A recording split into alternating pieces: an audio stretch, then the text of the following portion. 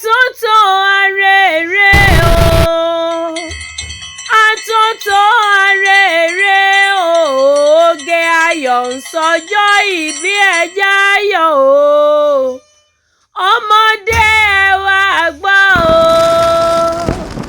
àgbààgbà ẹ jáde o, oge ayọ̀ ń sọjọ́ ìbí ẹja ayọ̀ o. Àyájọ́ ọjọ́ kejìlá oṣù kẹsàn-án jẹ́ ọjọ́ tó yàtọ̀, ọjọ́ tó lámìlaka, ọjọ́ tádẹ́dà ṣẹ̀dá àwẹ̀dá mẹ́dá olùdá gbogbo tí ń bẹ nínú ayé porogodo tó farabalẹ̀ tó dá arẹwà obìnrin oníwà rere oníwà tútù. Tèmítáyọ̀ Olúwabùkúnmi ọmọ Adédèjì àyà Ògèdèngbé ogún ọdún òní.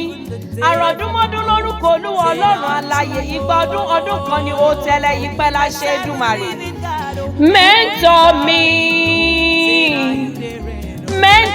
Mẹ́ńtọ̀ Àjọni Amodedun ó ṣe okú ìtọ́nà mi.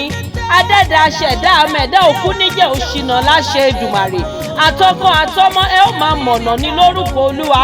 Bó bá ti ń pẹ̀yọkàn ẹgbẹgbẹ̀rún ni ó mọ dá ọ lóhùn. Ṣébíṣe ni mo pe mẹ́ńtọ̀ tèmi mo lóge ayọ̀. MBC Oge Ayọ̀ wedding ọjọ́ bí rẹ ló ń bọ̀ lọ́nà, kí ló fẹ́ kí n ṣe? Tó fẹ́ kí n kí ọ sílé ìyá tàbí sílé bàbá rẹ ni? Àbó fẹ́ gbé ọ lọlé àwọn olówó orí tirẹ̀ Ògèdèngbé? Ó ní rárá o, Àjọni Amodedun ó ní màmá kì mí lọ́bì kankan. Ṣe ni mo fẹ́ kó bá mi dúpẹ́ lọ́wọ́ Ọlọ́run ọba tó ń jẹ mímọ́, tó ń ṣe mímọ́, tó ń ro mímọ́, tó ń gbébi mímọ́, tó fi mímọ́ bóra bí aṣọ.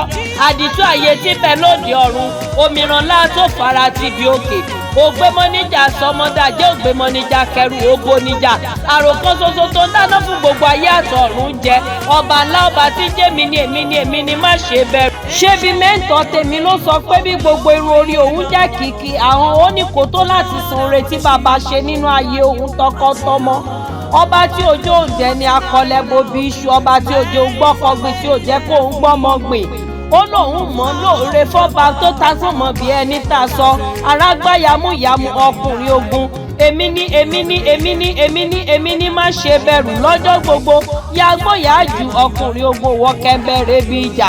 Ayérayé ọba mi ti jẹ́ mímọ́, ti ṣe mímọ́, ti rò mímọ́, ti gbébi mímọ́, ti fi mímọ́ bóra bí aṣọ.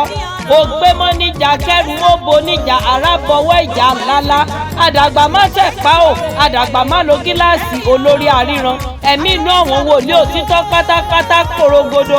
Ṣé b'Àjọni Amodedun lóyìn ọ́ nítorí ẹni méjì kọ́, àní nítorí Oge Ayọ̀ ni.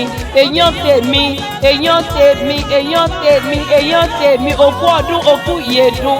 Òkúkú nífẹ̀lẹ́ ìṣàṣemọ́ láṣẹ Èdùmàrè. Àròdúnmọ́dún lórúkọ Olúwa ó tẹ̀lé yí pẹ́ láṣẹ Ọlọ́run alààyè.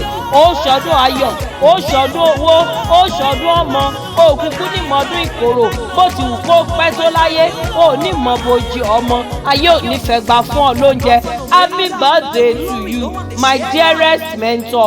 Tèmítáyọ̀ o, àní níṣe ni tìrẹ ó mọ táyọ̀ láti ìṣẹ́jú dé ìṣẹ́jú, wákàtí dé wákàtí, ọjọ́ dé ọjọ́, ọ̀sẹ̀ dé ọ̀sẹ̀, oṣù dé oṣù, ọdún dé ọdún. O ní mọ kóró lábẹ́ bó ti wù kórí, ayọ̀ rẹ ò ní pín lórí ọkọ, lórí ọmọ, lórí ìwọ fúnra rẹ, lórí iṣẹ́ ọwọ́ rẹ. Ìbùkún Ọlọ́run ò ní jìnnà sí ọ, Olúwa bùkún mi. Ìbùkún Ọlọ́run ò ní dá nínú ilé rẹ, nínú òwò rẹ, nínú iṣẹ́ rẹ, lórí ọmọ, lórí ọkọ. Ìbùkún àgbàyanu ó ń lò ó mọ̀mọ́ láti òní lọ síwájú àti síwájú sí i. Happy birthday to you, my dearest mentor. Igba ọdún kan ni ó tẹ̀lé yí pẹ́ láṣẹ Èdùmàrè. Àní tẹ́ bá wá wá alága tó dátọ́, alága tó ṣàpọ̀pà, alága tó gara, alága tọrọ dá sáká lẹ́nu rẹ̀. Oge Ayọ̀ wedding ní ẹ máa pè o. Ní gbogbo ìpínlẹ̀ Èkó pátápátá lórílẹ̀‐èdè Nàìjíríà jákèjádò. Tẹ́ bá tún fẹ́ k'Oge Ayọ̀ wá sókè òkun, mo ló ṣetán láti gbé bọ́dí rẹ̀ ó lọ́nu. Happy birthday, my dearest mentor. Happy birthday. I celebrate you today and always.